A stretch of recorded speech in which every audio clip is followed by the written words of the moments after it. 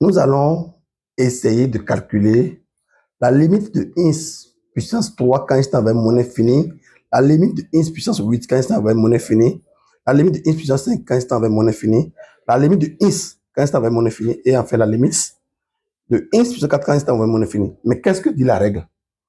La règle dit que la limite de ins puissance n quand il est monnaie finie, c'est égal à monnaie finie lorsque l'exposant est impair, et c'est égal à plus infini lorsque l'exposant est pair.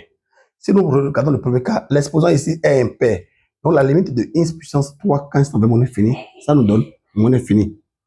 La limite de ins puissance 8 quand c'est avec monnaie finie, ça nous donne plus infini puisque cet exposant est pair.